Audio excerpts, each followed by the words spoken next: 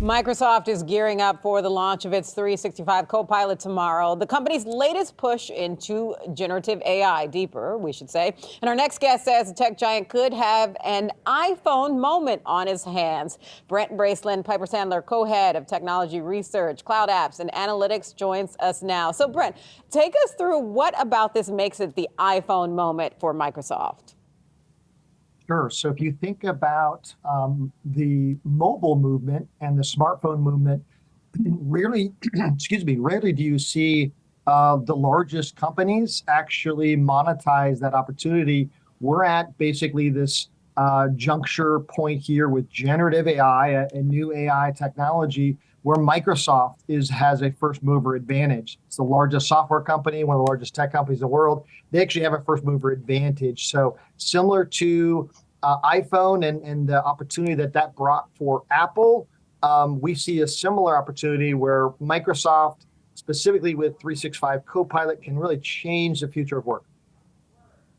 And so with this kind of embedded into how people could kind of take advantage of features around generative AI or the advances around generative AI, and then additionally where that would trickle through to Microsoft's bottom line, which business do you expect would be best positioned to also unveil some type of competitive answer to this? Because as of right now, it's been Microsoft that's been the early investor in OpenAI and thus seeing some of the benefits in ChatGPT annexation there. One of the early companies that's been able to flow this into where different products could be beneficiaries of generative AI as well. Sure. So we're kind of in this, 10, 11 month era since the launch of ChatGPT by OpenAI. Obviously, Microsoft's a big investor there, has a 49% equity stake in OpenAI. But the real opportunity is bringing this into the hands of an enterprise user. Think of Microsoft 365 Copilot as personal productivity. It's your personal data. It's going to aggregate all of your emails, all of your meetings, and really bring personal productivity into the fold here. So far, they have roughly 40% of the Fortune 100 that is testing the Copilot technology. We're going to hear a lot more from some of these paid preview users. There's over 600 of those all in that once this actually goes GA on Wednesday. So that's the opportunity. They are kind of given their outsized position in the office space for email and calendar. They're in a great position to do that. Obviously, Google is not that far behind with their own productivity tools for G Suite. So, Brent, you just mentioned that, or you mentioned earlier that, of course, Microsoft has this first mover advantage. And then when you think about the trajectory for the scale of generative AI for Microsoft, especially we're still in the early months of this new frontier, as you mentioned, less than a year into this. So what is the scale that you expect to see for Microsoft within the next year or so? Is this a 10x kind of thing?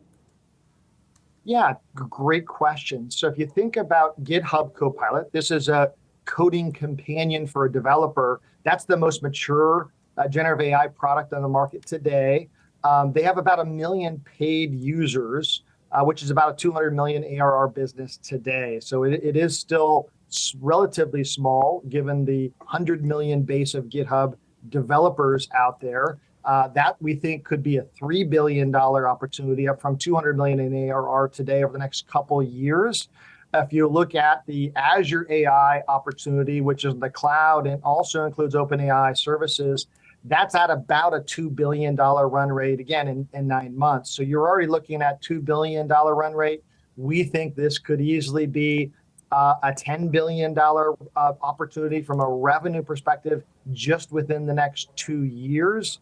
And ultimately, we think this has the potential to be a $100 billion opportunity for Microsoft. So yes, this is the next $100 billion opportunity. Similar to cloud, it took about 15 years for Microsoft Cloud to become a $100 billion business. We think we could get there in less than 10, potentially 10 for Microsoft AI. So very big opportunity here for Microsoft. We talk so much about artificial intelligence, or whether artificial intelligence is augmented intelligence or assisted intelligence. All of this considered, what type of displacements could there also be as a result? And I only ask that because there's so much productivity that is set to be unleashed as well as a result. So yeah, I mean, this is the age-old debate. Will Excel, when it first came out, obviate the need for finance professionals? It did not. It made those finance professionals much more productive, and they repurposed their time. We think the same thing will happen with generative AI. Think of this as creating superpower potential for workers. Imagine all the amount of time we spend reading and looking at emails versus having a summary of the most important things in our email for us. So that's just the beginning of what is possible here with the generative AI. So we think this will absolutely help improve productivity, help us basically become much more productive. Yes, there's going to be certain jobs and certain functions of jobs that we do less, but ultimately, hopefully, we're as humans going to be spending more time doing more productive things than let's say looking at and reviewing emails. So, Brent, for Microsoft, there's clearly lots of blue sky when it comes to generative AI, but where are the clouds? What does the competition landscape look like that could kind of create headwinds for it being this iPhone moment, as you mentioned? Sure. So listen, Microsoft is not the only one that is going after this opportunity. You see Google, you see Meta, they're all kind of going at this in different avenues. The advantage I think that Microsoft has is really, one, they have a trusted relationship with the enterprise. And number two, they already have outsized market share in the office space, over 80% market share for Microsoft in the productivity space. Think email, calendar functionality. That is really what they bring to fold here, and why M365 Copilot is so important. They have such a big entrenched footprint in that application space. That's why that launch on tomorrow is going to be meaningful.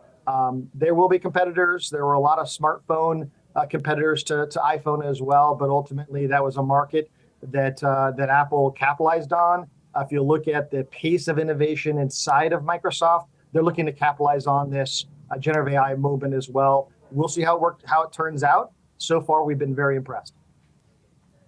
Brent Bracelin, who is the Piper Sandler co-head of technology research, cloud apps, and analytics. Brent, always a pleasure to get some of your insights here. We're going to see how this plays out for sure. We appreciate it.